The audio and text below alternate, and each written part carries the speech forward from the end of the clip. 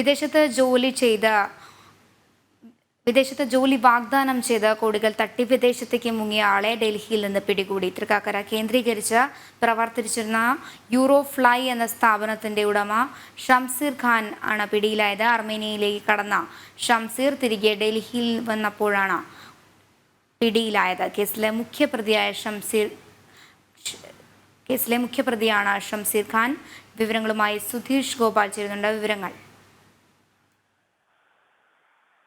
മഞ്ജുഷ, കഴിഞ്ഞ ഡിസംബറിലാണ് ഇത്തരത്തിൽ തട്ടിപ്പ് നടത്തി ഷംസീർ ഖാൻ മുങ്ങുന്നത്. ഇത് സംസ്ഥാനത്തിന്റെ വിവിധ ഭാഗങ്ങളിൽ നിന്നുള്ള 32 പേരിൽ നിന്നായി 5 ലക്ഷം രൂപ വീതമാണ് ന്യൂസിലൻഡിൽ ജോലി വാഗ്ദാനം നൽകി പറ്റിച്ചത്. മാസം 1.5 ലക്ഷം രൂപ ശമ്പളം ലഭിക്കുമെന്ന് വാഗ്ദാനം നൽകിയാണ് ഇവരിൽ നിന്നും പണം കവർന്നത്. സമൂഹ മാധ്യമത്തിലൂടെയായിരുന്നു ഇത്തരത്തിൽ പ്രചരണം നടത്തിയത്.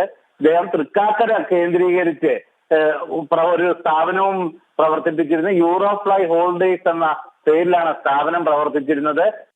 ഇത് ഈ സ്ഥാപനത്തെ കേന്ദ്രീകരിച്ചായിരുന്നു തട്ടിപ്പ് നടത്തിയതും.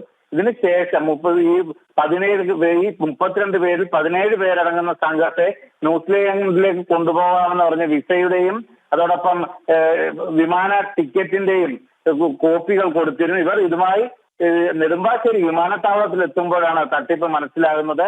അതിനുശേഷമാണ് ഇവർ തൃക്കാക്കര പോലീസിൽ പരാതി നൽകിയത്.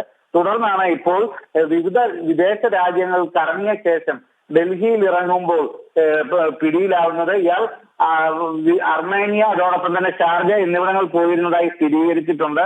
ഇന്ന് വൈകിട്ട് 4:30 ഇയാള് കോടതിയിൽ കസ്റ്റഡി അപേക്ഷയും നൽകുമെന്നാണ് തൃക്കാക്കര പോലീസ് വ്യക്തമാക്കിയിട്ടുള്ളത്. ഇതിലെ സജാദ് എന്ന മറ്റൊരു പ്രതി കൂടി പിടിയിലാവാനുണ്ട്. നേരത്തെ ഇതിലെ ഈ സ്ഥാപനത്തിലെ ജീവനക്കാരി പിടിയിലായിരുന്നു. എന്നാൽ അവരും തട്ടിപ്പിന് ഇരയായി എന്നതാണ് പറയുന്നത്.